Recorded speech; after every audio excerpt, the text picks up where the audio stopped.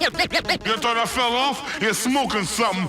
Hello and welcome to Sports Tips UK. I'm Marcus J. Richardson. And I'm Adam Thorne. Today we're going to talk about Amir Khan's return, and also Carl Frampton is back in the ring. Adam, let's start with Amir Khan. Yeah, I mean, can I just say, this is a weird video for me because I'm a massive Amir Khan fan. Really? And normally I'd be like, his first fight for 2 years would, what do you mean pulling faces? He's a great boxer, nice bloke. He is. Anyway.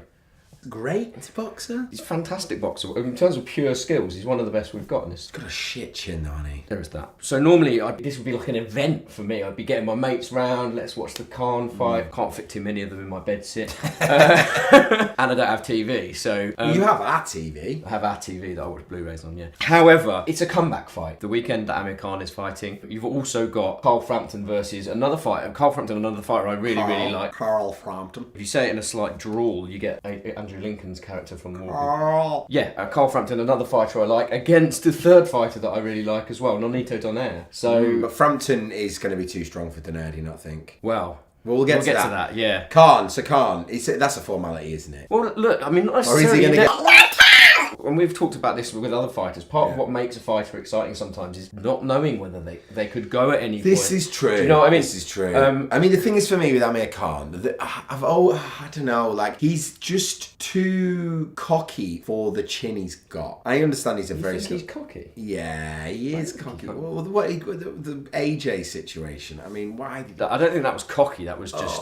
It was so stupid. Ridiculous, yeah. It was such a silly thing to do. And look, actually, Lo Greco, he threw water over Lo Greco at the press conference talking about it. Yeah. And actually, Spencer Fearon made quite a good point on the Toe to Toe podcast, which is great. If you're into boxing podcasts, there's a few good ones. Steve Bunce's one is great on the BBC. You've then got Toe to Toe on the Sky platform. That's the Matchroom one, essentially. And then you've got the Southpaw Jab, of course. Yeah, it's a great one. That's we've the best hosted one. together. We will also leave the link there at the bottom, logo, bottom right. Southpaw Jab. Spencer Fearon's point was that Phil Lo Greco was only talking about something that Amir Khan had put in the public domain. Like, Lo Greco wasn't saying anything particularly nasty about him. He was just talking about his wife and that situation. And what he was really saying is, dude, you shouldn't be putting that in the public domain. He wasn't. I think Khan kind of jumped the gun a little bit in throwing the water. He maybe should have heard him out. And Spencer Fearon's point was bang on. Look, once you put something on Twitter, especially if you've got millions of followers like Amir Khan has, the whole world's... Anyway, moving on. And when you pick up someone else with a million followers, it's not... Yeah, you become the most well-followed boxer in the world on Twitter. Yeah. You're right, it's not necessarily going to be a really, really hard night's work, but Lo Greco's fought up a good level, but he lost to Sean Porter back in 2013 and then had 2 years out of the game. Right. But since then, I think in his last 6, he's lost 3. Right. So he's like lost 1, won 1, lost 1, won 1. So for actually both of them, this is every fight for Amir Khan is very much this, but actually for Lo Greco as well, it's a bit of a last chance saloon to get back on the rung of trying to get back if he wants to get back at a title title contention. I think the thing is you'll see with Khan is obviously everybody's clamouring now that he's with Matchroom. He's got this 3-fight deal. I didn't even know he was with Matchroom. I'm such a casual. Sometimes I do the show and I just wonder what Marcus lives in a cave when it comes to boxing. Well, no, but I live in a cave when it comes to everything in life. I just sometimes come out of my cave, and that's the thing is that if I'm in my cave when it gets announced that he's with Matchroom, I'm never going to know. A 3-fight contract isn't necessarily anything other than you. Let's see whether you've still got your minerals, isn't it? Yeah, and also it's 1 fight warm up, 1 fight decent test, Kell Brook fight at the end is what I would think. Because Kell Brook's with Matchroom as well. Yeah, that's what I would suspect. He's obviously still at welterweight. He's not moved up. Kell Brook is at super welterweight now. So beat Sergey Radchenko a couple of months back or a little while back. Yeah, but Amir Khan was trying to call out Canelo at like middleweight. I mean, Amir Khan did call out Canelo, fought him at middleweight. Well, was outboxing him. Wasn't ahead on all of the scorecards. He sometimes says, "Oh, I was ahead on the cards." He was ahead on, I think, one of the cards. Yeah, he was looking good, but you could see with Canelo that he was looking for that one shot he knew, and it was the same shot every time. I was watching it through my fingers because I knew as soon as it landed, that was lights out. Look, nobody likes seeing a boxer get put out so heavily like that, particularly when it's one you support and you like. They always do that shot from above, don't they, as well? They're doing them, and they love that in America of them lying. Yeah, it's so. The first one I ever saw of that was Ricky Hatton. Yeah, mate. That's what I was getting at. The Ricky Hatton one was again really uncomfortable to watch, but more uncomfortable to be Ricky Hatton though. I would have thought. I don't think he knew much about it.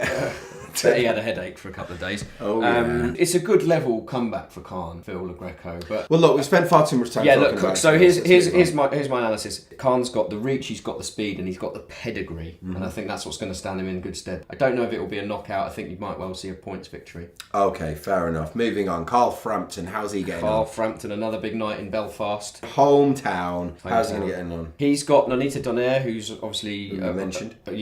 He's former world champion, several weight world champion, very popular Filipino-American, Filipino flash, got a boot, always had a big left hook, and that's what everybody's going on about in this fight. Is it going to be the big left hook that, if Frampton, because Frampton should win this, right? Frampton, he had the Leo Santa Cruz win, became a 2-weight world champion. That was a brilliant win. He then lost the rematch. I don't think that was the end of the world. No. He then had this Horatio Garcia fight, which he started brilliantly. I was amazed at how fast he came out of the traps, but he tired a little bit down the end, and the Mexican came on really, really strong and gave him a good fight. Do you think he burnt himself out a little bit? Possibly. I think he was excited to be at his hometown. He's putting a lot of effort into it. There was a lot of movement from him in and out. Maybe possibly coming in, creating too much space between him and the opponent, which is obviously more tiring the further you're running in and out. So Donaire has been, as he's got older, he's had a few more losses creeping in as you get. He was made to look very past it by Nicholas Walters, who stopped him. He's the only person to stop him out of those 3 or 4 losses. Carl Frampton, of course, has only got the 1 loss and wasn't stopped. Now, again, is Donaire going to have one of those nights where you sometimes get like an Indian summer for an ageing fighter? I don't know. I don't think so. I think Carl Frampton is just only getting better and better. As much as I love Donaire, I think Carl Frampton's going to win this one. He's not stopped anyone in a few years. Again, we talked about this last time, Frampton. But it's not stopping people, No, but that's when you get to world level, that happens a lot. Because he's only fought at world level for 2 or 3 years now. He's not fought against these